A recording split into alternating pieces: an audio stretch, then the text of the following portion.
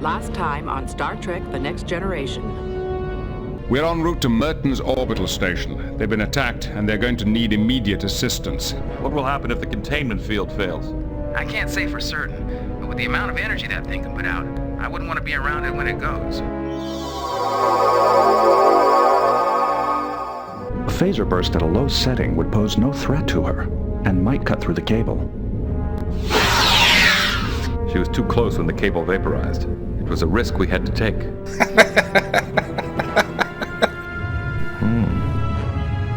I'd say we found our intruder. It's Data.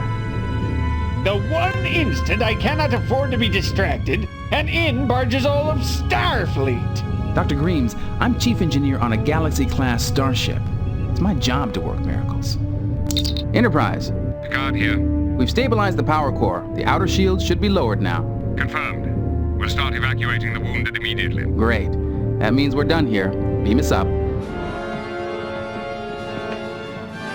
And now, the continuation.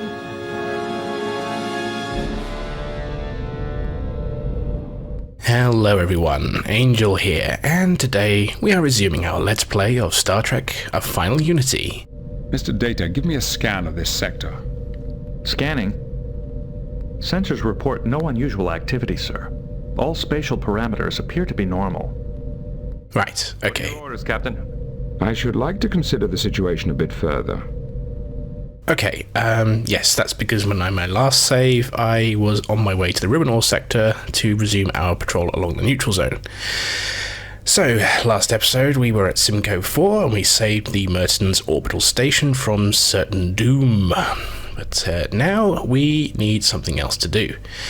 I think in order to trigger the next event we need to go somewhere, and to trigger the next event I think I will actually talk to Buck. Fifth scroll could be the greatest. And basically I've decided to visit Shinnok. Now I know I said last time that I wouldn't do this yet, but I'm pretty sure you have to kind of do this in order to sort of trigger the next series of events. I had an interesting comment on the last video regarding that it wouldn't be against the Prime Directive, or at least, you know, there's no reason for Starfleet not to help find the Fifth Scroll. You know, we're not exactly doing anything directly. I do want to address that point, but I think I'm going to wait until we're much further along in the story, until after we found the Fifth Scroll and what happens afterwards, because I think then would be the perfect time to actually talk about that kind of moral quagmire as I see it. But I think as far as just academic, yeah, we can investigate, go and see Shinnok, because he might help them regarding the Fifth Scroll. We don't have to do anything about it. So yeah, we will do this and then go from there. I have decided to visit Shinnok and see whether he can help you regarding the Fifth Scroll. Thank you for agreeing to visit Shinnok, Captain. The Fifth Scroll could be the greatest social discovery in Garrett's history. Understood. We will be underway at once. I will let you know when we arrive. Mr. Worf, inform Starfleet that we will be assisting the Garidians in their search. Aye, sir. Computer, what are the current whereabouts of the Vulcan archaeologist Shinnok? According to Federation Archaeological Survey records, Shinnok is currently excavating ruins on the planet Horst 3. Set course for Horst 3, Warp 5. Aye, sir. Engage.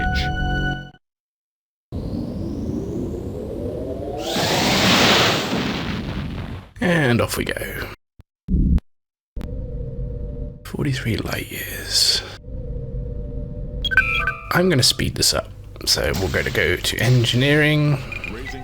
No, we're not going to go to engineering. We're going to back to the bridge and astrogation. Warp 9.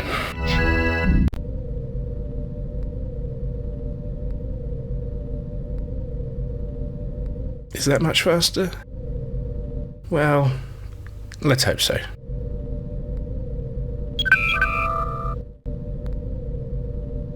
Let's see what happens when we arrive.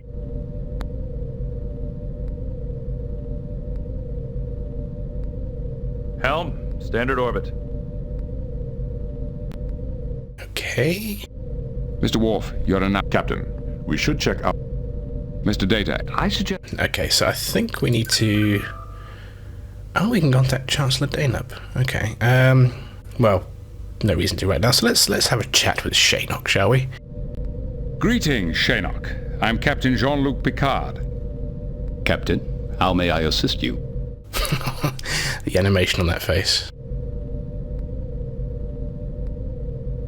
What brings an archaeologist of your stature to such a remote planet? I am excavating the ruins of a Chodak outpost. The Federation Archaeological Survey is sponsoring my work. Who are the Chodak? An ancient race. At their peak, the Chodak occupied most of what is now the Romulan Empire. But I thought all known Chodak ruins were on the other side of the neutral zone. This is the first Chodak site found in Federation space. It was my good fortune to discover it. What have you found so far? A great deal, actually. I have uncovered evidence of an extensive administrative system, as well as examples of Chodak computer technology quite similar to our own isolinear rods. I like the way his hairline kind of bobs up and down a bit with the animation. Intriguing. Such devices would be among the oldest known examples of isolinear technology in the galaxy. I hope to confirm that fact. I sent several rods to the Mertens orbital station for testing. They've developed a gravitic stress dating method which is extremely accurate. However, I have not yet received their results. Well, that's an interesting coincidence. We were just there. I mean, of all the stations he could have sent his research to, he chose Mertens.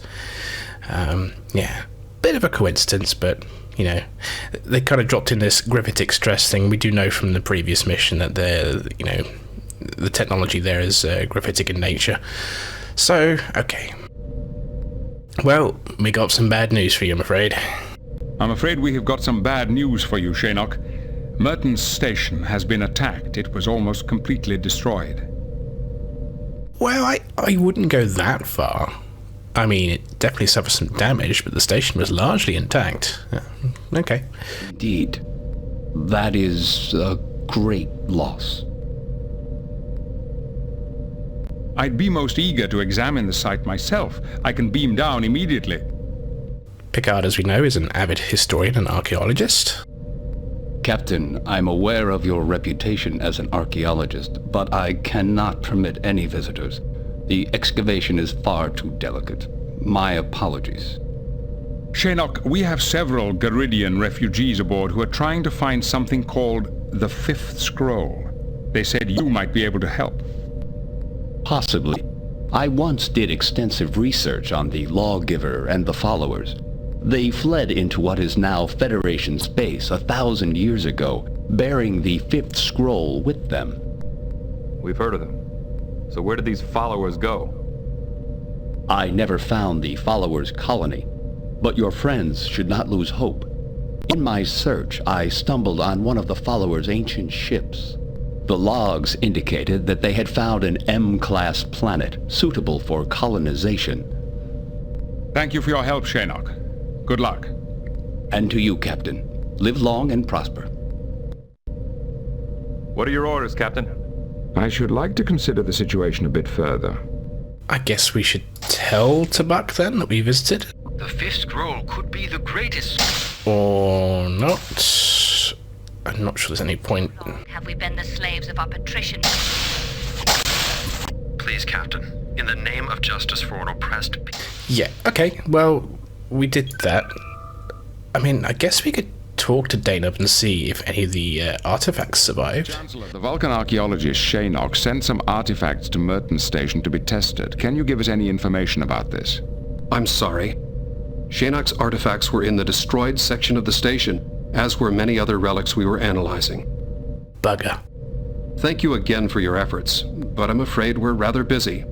There's much work to do to recover from this disaster. Okay, well, I guess that happened. Okay, well, I guess we'll just return to the Ruinor sector then.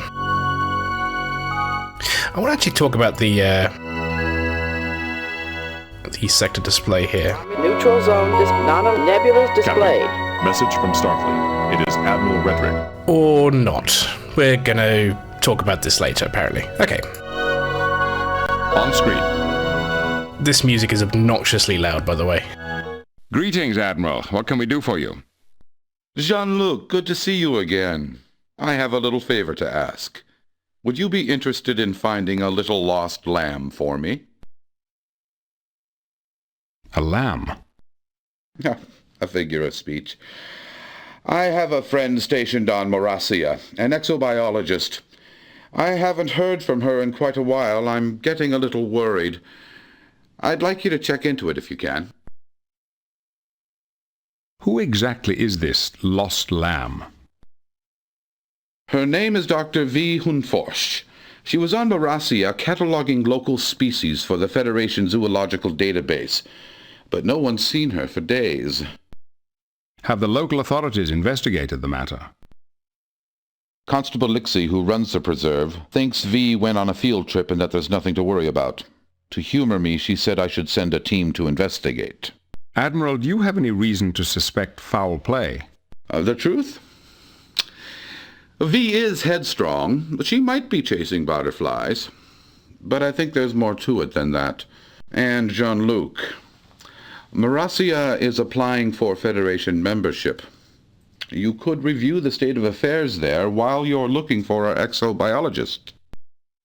I've just noticed there's no background noise anymore. I think that's because we were in the previous screen, and so the bridge noises are not playing. So this is kind of awkwardly silent right now. Yes, we're already committed to trying to explain certain parts of the gameplay right now, so I really can't help you, Admiral. Sorry. Nah, let's do it. Very well. As soon as we receive your report, we'll get underway. I'll transmit it immediately. Oh, and Jean-Luc, the Morassians have a strict matriarchal society. Males are usually treated as servants at best. Don't take it personally. Understood, sir. Good luck. Redrick out. Laying a course for Morassia, Warp 5. Yes, sir. Engage. Okay, so off we go. And we got our background sounds back as well. So this is probably, yeah, I'm pretty sure this is my least favourite mission of this game. I don't have a lot of great memories of this mission as a kid. From one part, particularly because I didn't know of a particular mechanic, pressing shift to speed things along, because there is a section of this mission where you're sending out probes for analysis, and you have to do it like a dozen times in 3 different sections, or 4, I can't quite remember, 3 or 4 different sections, and it is tedious, very, very tedious. And so without knowing about that shift, it wasn't fun. And yeah, I just didn't find this particular section that interesting. That said, I've not played this in decades, so I will see if my opinion has changed at all. It could be a bit more interesting. There could be some more interesting things to analyse here. But yeah, alright. We're just sort of crawling along on Warp 5. I was going to talk about the Warning. Entering nebula. astrogation stuff. That's a good thing. If you're traveling at warp through a certain place, if you travel fast enough or go through certain sectors, you can actually damage the ship. And before you know what happened, half your systems are damaged because you travelled through a dangerous nebula or near a subspace anomaly. Cool that they did that. It's also annoying. Non-aligned space. But yeah, I'll talk about the astrogation stuff another time. Probably after this mission instead. Helm, standard orbit.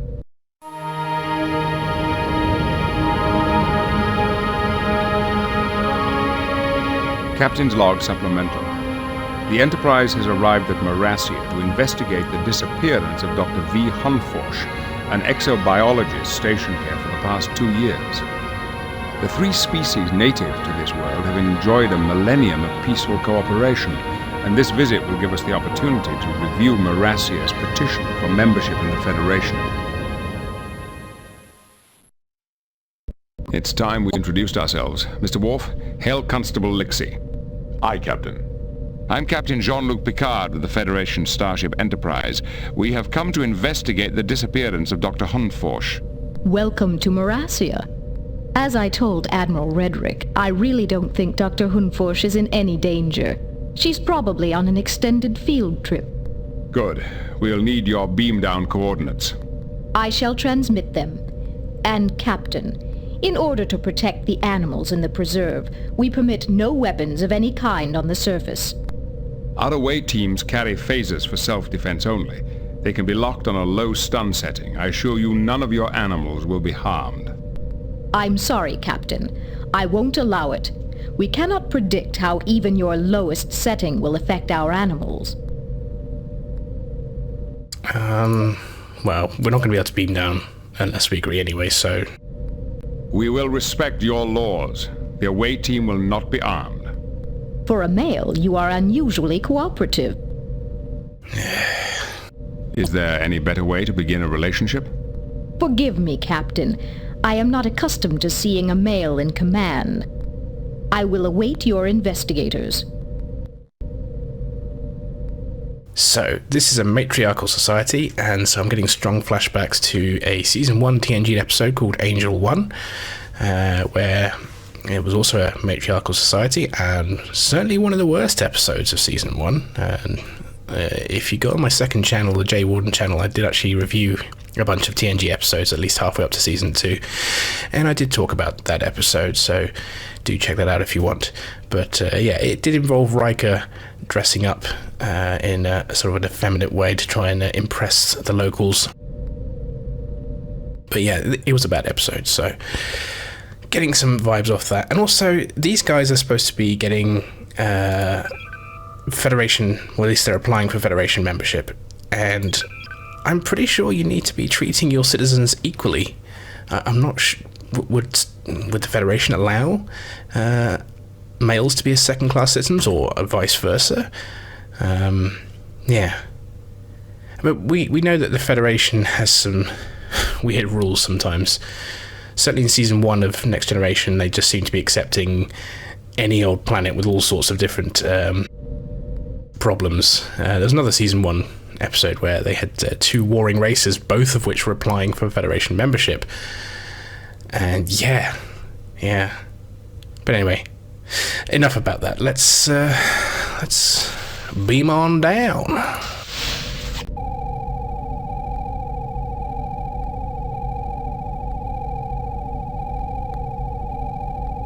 Beam down coordinates selected. Kind of annoying you can't skip that. Right, so being a matriarchal society and that they will not respect a male in charge, we're certainly going to need Troy. Troy, please report to the transporter room. And then I'm going to need Dr. Crusher. Dr. Crusher, please report to the transporter room. I want Data in charge of the mission. He's not... Commander Data, please report to the transporter room. Whilst technically a male, his lack of emotion and objectivity will allow him to ignore perhaps the pride-stinging issues of matriarchal societies. So, and then we'll have Worf, for the simple fact that Worf has a couple of amusing observations on this mission, as I recall. So yeah, we've got two relatively useless characters and two cool characters. No other things to take. We can't take our phasers, so energize.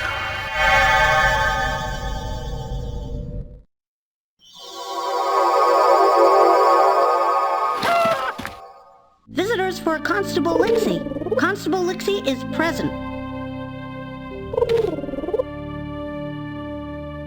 I'm Lieutenant Commander Data of the Starship Enterprise. I'm investigating the absence of Dr. Hunforsh. Welcome. So you are the artificial human. Interesting. I'm sorry to disappoint you, but there really is no need for alarm. Dr. Hunforsh is probably just on an extended field trip. Who were the last people to see the doctor? Apparently, Consultant Idia was the last to see her. They had dinner or some such. It's all in my report. You should be able to access it through your tricorder. If the doctor had been injured somewhere in the preserve, would you be able to locate her? Of course. But our surveillance system can detect signs of distress in any of our inhabitants. And we've had no sign of trouble from the doctor. Your tone suggests that you do not like Dr. Hunforsh. She hasn't made many friends here. She disagrees openly with our philosophy, our methods, and has even accused us of smuggling banned species. I would like to investigate the preserve grounds where the doctor last worked. We'd prefer to limit the number of outsiders in the preserve while it is under construction. Investigating the doctor's laboratory should be sufficient. Yeah, she's being a little difficult with us. She obviously doesn't appreciate our presence here. Clearly doesn't think there's any problems here. But we do need as much unhindered access as possible, I think, so... A thorough investigation of the doctor's disappearance will require me to enter the preserve. Furthermore, the Federation Council has requested a review of Morassia. Unhindered access will allow me to prepare a far more detailed report. The Federation's requests are not law here. Not yet. But in the interests of cooperation, I'll open up the area surrounding my outpost. Be sure to stay within the visitors' areas. You must understand my responsibility to the animals comes first. This fucking bird is annoying. This is one of at least two really annoying repeating sounds in one of these areas, as I recall. The preserve clearly embodies your philosophy of life forms living within life forms to create a single harmonious organism. It is an impressive achievement. Very observant, Commander. Your perceptiveness does you credit. I have no more questions for you at this time. May I investigate the doctor's quarters? Of course. Her laboratory quarters are at the end of the path towards the mountains. Okay. So we have our quest. She did say we should check our tricorder, so let's have a look. Dr. V. Hunforsh. Missing backpack gear, forward field suits, hygiene kit, bioprobe, crystal ampoule, no signs of distress. Last sighting was by Dr. Lydia. Okay.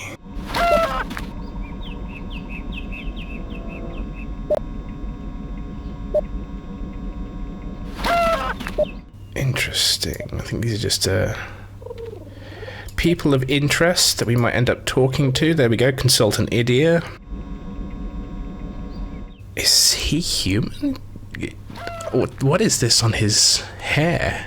It's kind of reddish face. I don't... And that shirt. Wow. That's quite a bold statement, that shirt. It looks a little low quality. Anyway.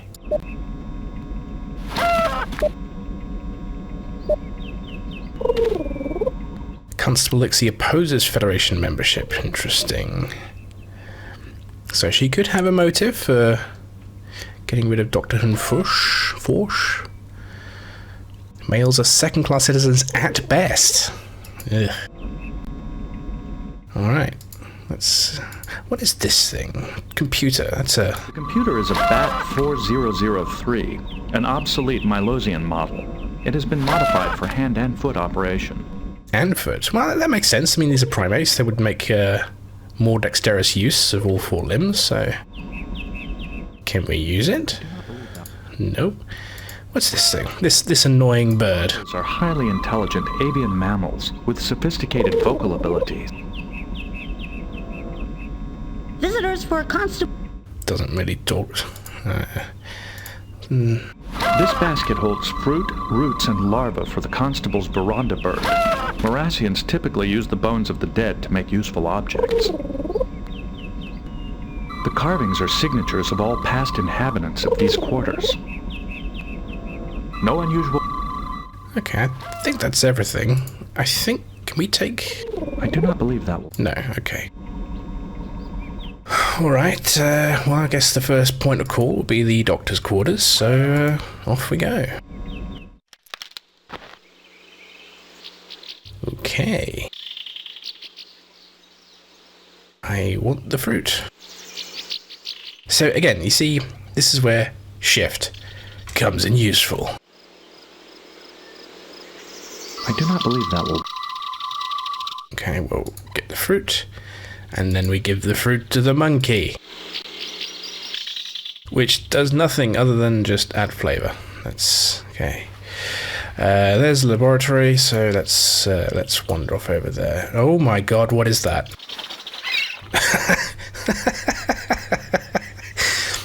Well, okay, that's I don't remember that. That's cool. Kind of horrifying, but cool.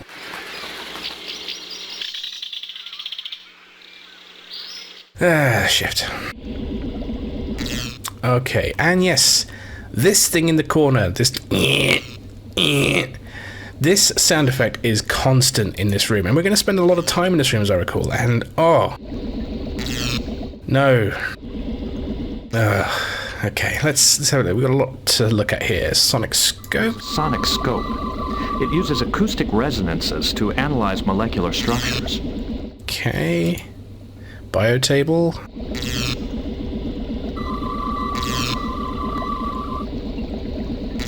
Missed the... Okay. Sensor array. Why is data not speaking? Is there a reason data's not speaking? The biotape. Okay, weird. Okay, he's not speaking if I use the tricorder. Weird. What have we got here? Got some carcasses here. This paramammalian species has been cryogenically preserved for medical analysis.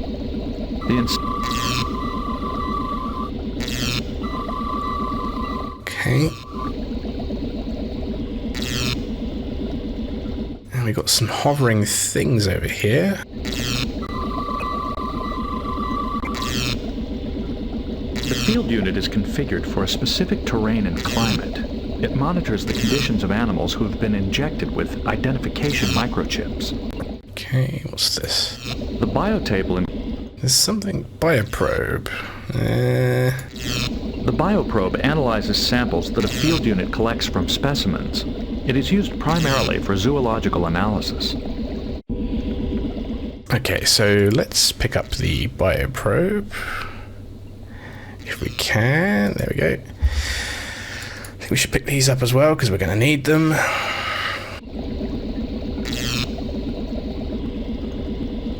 Field unit B. Aquatic field unit. Oh, we're still missing one. Field unit A. The field unit is Okay, they're all the same. Computer. It's a Birkin 400K model from Arguello 9. The system is accessed by voice print or password. A massive computer fragmentation has erased the doctor's files. The only salvageable message from her daily log is sessions with Tracker Melas cancelled. Schedule again after field trip. Okay. Piping. What's the piping do? Dr. Hunforsch has maintained an excellent laboratory. All of her equipment is highly advanced. Okay. There's a COM port here, so... No? Okay. Why do we have to use a tricorder to open a COM port? That does make sense. Well, Consultant Idia was what we heard was the last person to see her, so let's open a channel to Consultant Idia. Open a channel to Consultant Idia. Channels to Consultant Idia are closed at this time. Okay, I guess we can't talk to him. Open a channel to Grower Inongo. Channels to Grower Inongo are closed indefinitely. I think these are the people we saw in the tricorder a few minutes ago. Open a channel to Tracker Melas. Channels open. Ah, finally. I'm Lieutenant Commander Data of the Starship Enterprise. I'm investigating the absence of Dr. Hunforsch. Greetings. I doubt that she is in any danger. She's probably just taking a vacation after her blow-up with Constable Lixie. A blow-up, you say? We found your name in the doctor's laboratory. What is your relationship with her? I teach her territorial recognition. At least I did. We suspended our lessons after the power outages began. I haven't seen her since, but I doubt she's lost. Such an excellent tracker, even if she is a bit weak in the nose. Power outages. Interesting. You mentioned power outages. Can you describe them in greater detail? A power surge at our quarantine shelter destroyed some of the generators. 2 watchers were seriously injured and several animals escaped. Since then, we've had outages in the biotopes. They're still under investigation. I really wish I could turn off the sound effect, but if I turn off the sound, then I don't hear any dialogue.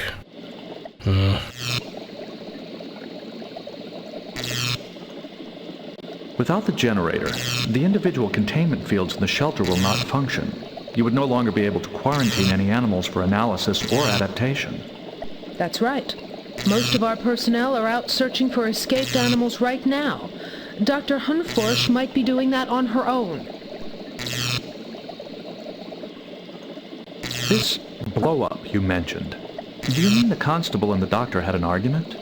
Dr. Hunforsh discovered that several animals from Aramut's second shipment were illegal species which had been mistagged. I think she accused the constable of smuggling, but I'm not sure. Healer Zolas told me the story. Okay, so Healer Zolas, that was on the comm panel there, so we could probably talk to him. What exactly are the Watcher's responsibilities? The Watchers feed and care for the preserved species. Smuggling is a serious offense. It would certainly jeopardize the acceptance of Morassia into the Federation. But having a matriarchal society with second-class citizens at best for the males is not. Whatever. That's why she thought Constable Lixie might be involved, to thwart Federation entry. I have some questions regarding several animal carcasses which we found in the doctor's laboratory. Of course. Dr. Hunforsh was examining these carcasses for a reason. I suggest we perform biological and sonic scans on the carcasses ourselves. Okay. I wish you well on your search. Okay, so, right, we have to pick these guys up then. Okay. Yeah, we can just put these things in our inventory. Data's got pockets for it. It's all good. Biotable. Subject is marked as a Kujan given. Probable cause of death is massive infection by Naturov parasites. This parasite is not native to the Kujan's habitat. Okay. Can we use it on this thing? Seriodiagnostic tests and cell density analysis complete. All readings are normal. So we have to do this for every single one, I think. Diagnostic tests and cell density analysis complete. Subject's neural pathways have been drained of electrical energy. Interesting.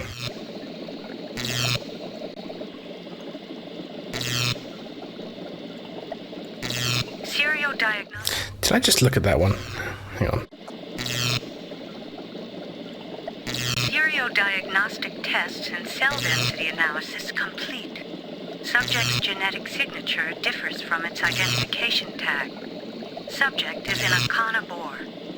Okay. So let's put that on the biotable. Subject is marked as a Frednorian boar.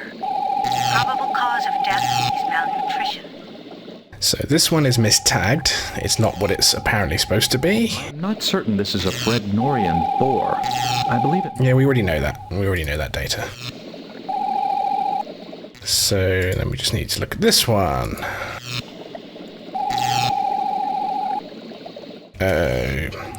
I was clicking too quick there. My bad. Let's do that again. Subject is marked as a myocordae mole. Probable cause of death is neural energy. So all its neural energy has been drained. Weird. Okay, so we've done that now. Stupid using the tricorder to do this. Okay, back to Trachomelas. And let's talk about the carcasses now. Of course. The boar's identity tag is incorrect. It is actually an Akana boar, a close genetic relative of the Frednorian. However, Akana are banned for import. How did this animal get into the preserve? That's one of the new arrivals from the second shipment. Maybe there was an error. You know, we've had a number of minor problems with creatures from that shipment. A creature tagged as a Frednorian boar apparently died of starvation. Do you know how this could have occurred? Hard to say. The Watchers are quite good. I can't imagine they'd just let this happen. Maybe they were given the wrong care instructions. Or maybe the animal was not identified correctly. A creature tagged as a Kujan gibbon died of a parasitic infection not found in its native habitat. How could this have occurred? I don't know. The Watchers are the ones who care for the animals. Maybe they... One creature experienced an energy drain within its neural pathways. It is untagged but appeared to be a mole of some sort. It's probably a Myocordae mole. They're quite common on Morassia. But I've never heard of one dying like this before. Its cause of death is unusual, but not unprecedented. I have personally encountered a species that consumed human neural energy for survival. Is there a preserve animal that might feed on Myocordae neural energy? Is that a reference to Time's Arrow? If you remember that episode, that's where Data's head gets sent back to the 19th century. And there's a species which is collecting human neural energy, I believe, which they consume. I think it's that. Could be another one.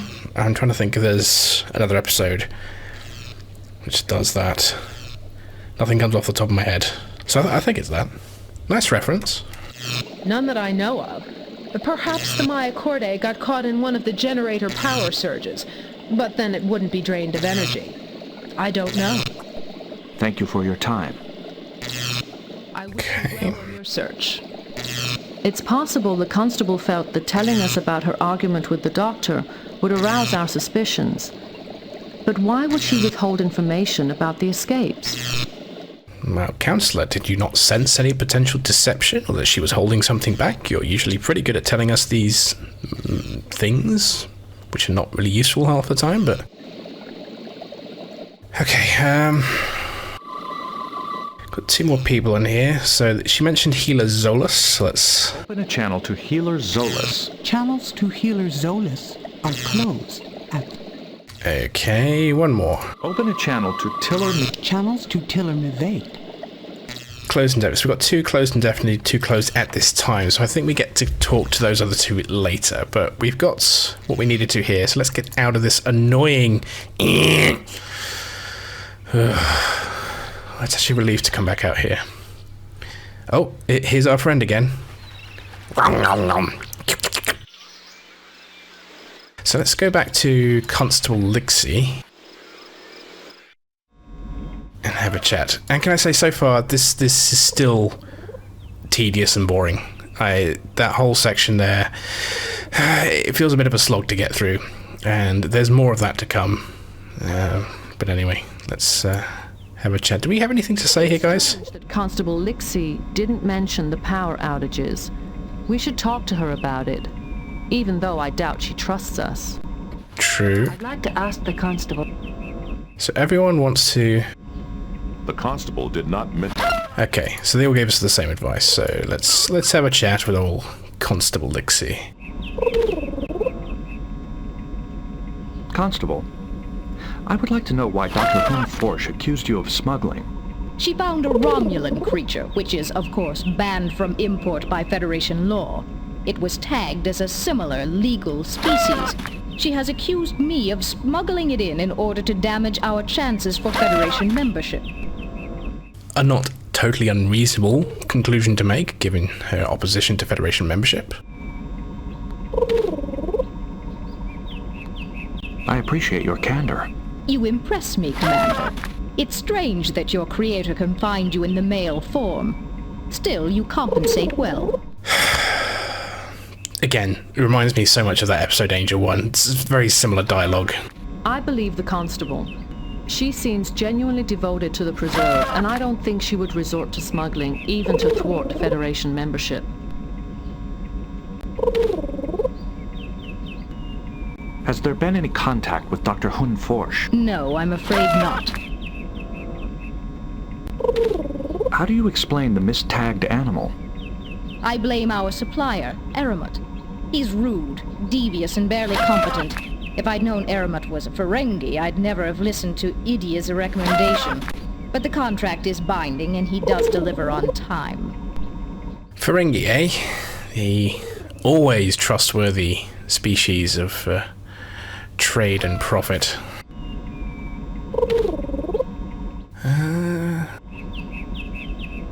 What do you oppose? Federation membership. Membership in the Federation would compromise Morassia's freedom of action.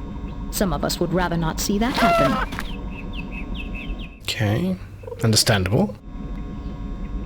Constable, I understand the Preserve has been experiencing some unusual power outages. Those were just a few temperamental generators failing. They've been repaired. Is the Federation now concerned with our internal technical difficulties as well? A bit defensive, isn't she?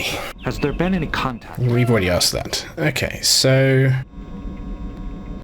we've done that. Okay, team, what next? Silas and the constable mentioned Dr. Idia. Let's contact him. Oh, we gotta go back to that fucking lab with the noise. So let's leave this place with the annoying noise and go to the other place with the annoying noise.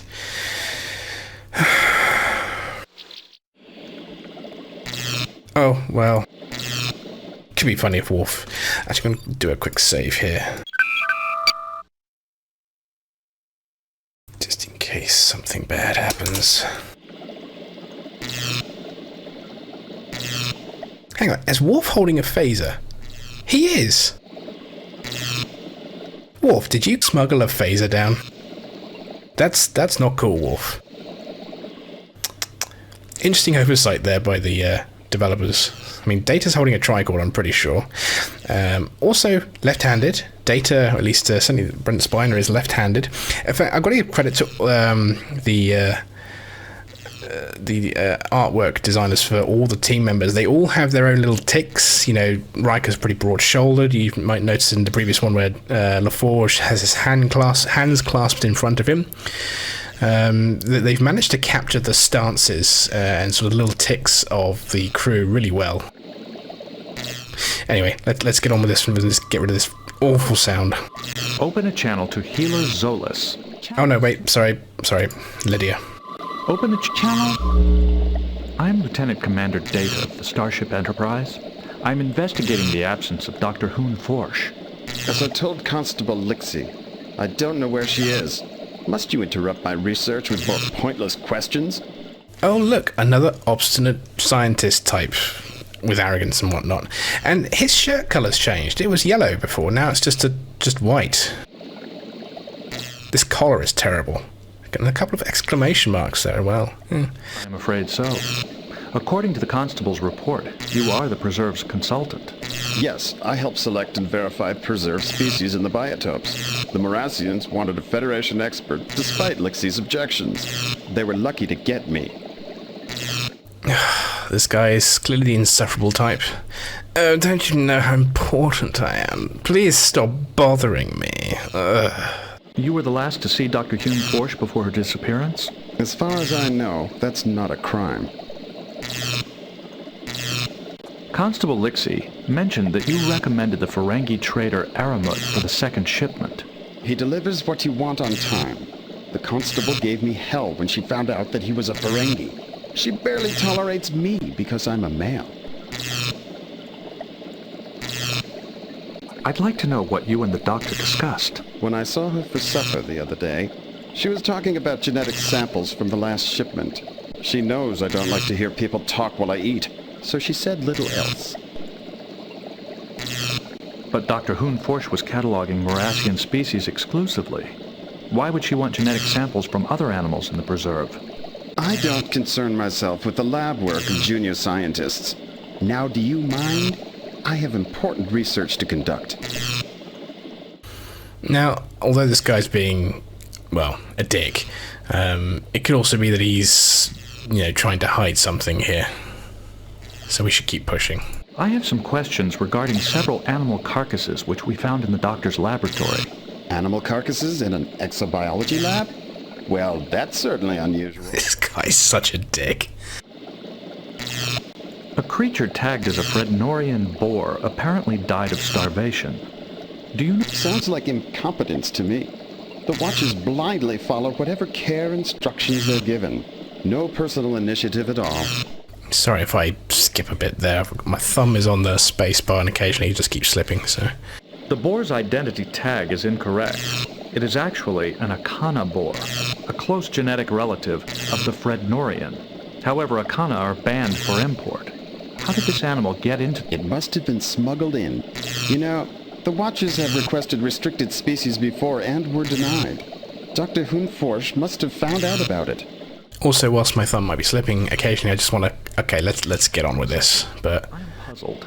Since you verify preserved species, you must have known this was an Akana. Why did you not report the misidentification? My ears and this fucking sound is... Okay. I didn't want to. I wanted the chance to study it. It was a once-in-a-lifetime opportunity. Who am I to deprive science of my brilliant research on such a specimen? Did the doctor confront any of the Watchers with her suspicions? I think that's why she's missing.